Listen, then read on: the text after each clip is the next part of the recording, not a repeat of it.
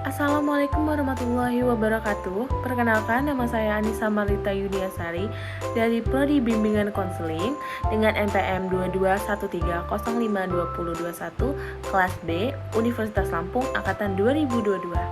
Di sini saya akan memberikan sedikit penjelasan mengenai tes intelijensi, tes bakat, dan tes minat. Dan saya akan memberikan motivasi atau sedikit tips bagi peserta didik kelas 12 yang sedang menempuh untuk mengetahui potensi atau minat bakat yang mereka miliki. Bagian pertama yang akan saya jelaskan yaitu tes intelijensi. Apa itu tes intelijensi? Tes intelijensi adalah suatu tes yang digunakan untuk mengukur kemampuan seseorang, yaitu kemampuan numerik, figural, verbal, kemampuan berpikir secara logis, dan secara analisis seseorang secara simultan. Pengukuran intelijensi ini dapat berbeda-beda di setiap individunya dalam segi intelijensinya.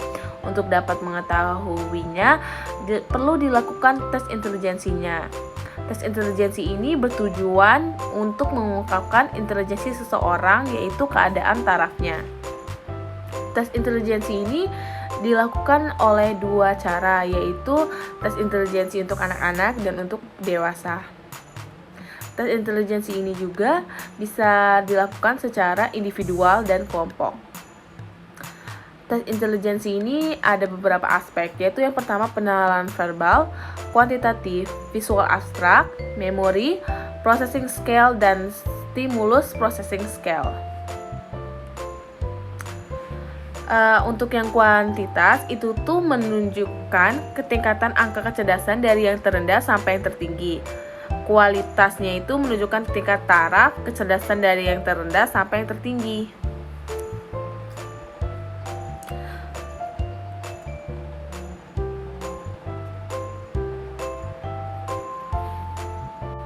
Kemudian, tes intelijensi ini juga dapat berguna untuk mengukur tingkat kecerdasan seseorang. Kemudian yang kedua itu tes minat. Tes minat ini dapat digunakan untuk menganalisa atau menggambarkan kemampuan kognitif seseorang, karakteristik minat bakatnya, serta kepribadian siswa terhadap suatu bidang atau jurusan tertentu, yaitu yang dimaksud untuk menemukan jurusan mana yang cocok bagi siswa kelas 12 atau siswa kelas 9 yang sedang mencari potensi atau kemampuannya. Diri mereka itu cocoknya di mana. Jadi tes ini sangat cocok digunakan bagi mereka untuk mengetahui arah bakat dan minat seseorang itu dalam bidang pendidikan maupun pekerjaan.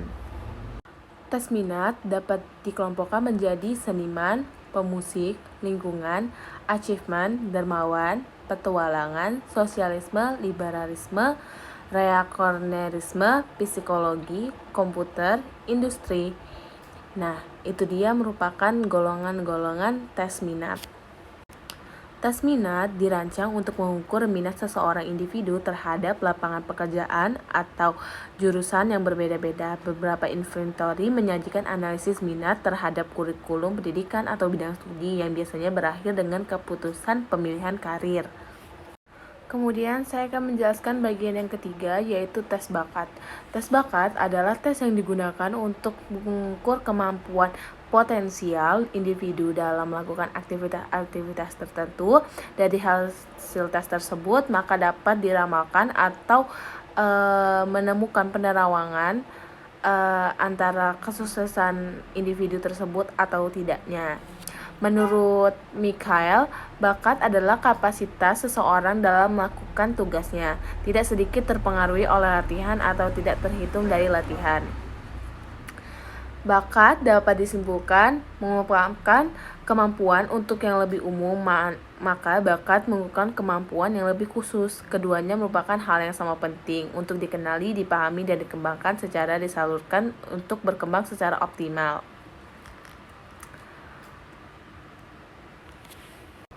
Kemudian, tes bakat dapat dikatakan juga untuk memberikan informasi mengenai seberapa cepat atau seberapa mudah seseorang akan mempelajari sesuatu yang akan datang di masa depan. Tes bakat dapat digunakan secara efektif untuk menentukan potensi seseorang dalam mempelajari keterampilan yang diperlukan dalam bimbingan karir tersebut. Bakat seseorang juga dapat ditentukan oleh banyak hal, faktor genetik serta memegang peranan walaupun bukan satu-satunya faktor yang menentukan bakat itu terpenting atau tidaknya. Bakat dibagi menjadi dua pilihan, yaitu bakat umum dan bakat khusus. Bakat umum itu termasuk menari, menyanyi, menulis, serta dan lain-lain. Kemudian bakat khususnya itu seperti bidang teknik, arsitek, maupun dan lain-lain juga. Tes bakat dapat mengukur tingkah laku yang secara diagnosis dapat memprediksi perilaku tersebut hanya datang di masa yang akan datang secara komprehensif atau tidak. Saya akan memberikan sedikit tips untuk bagi peserta didik yang sedang mengikuti tes-tes tersebut. Cobalah untuk belajar atau mengantisipasi, memilih-milih soal atau mengerjakan yang mudah terlebih dahulu, karena jawaban yang akan Anda pilih tergantung sesuai dengan hasil yang akan Anda dapatkan. Jadi jangan dikerjakan terlalu buru-buru. Kemudian apapun yang hasil yang kalian dapatkan itu merupakan jawaban dari pilihan kalian. Melalui tes intelijensi, minat, bakat kalian akan terekam di soal jawaban yang kalian pilih itu. Jadi pintar-pintarlah untuk menjawab.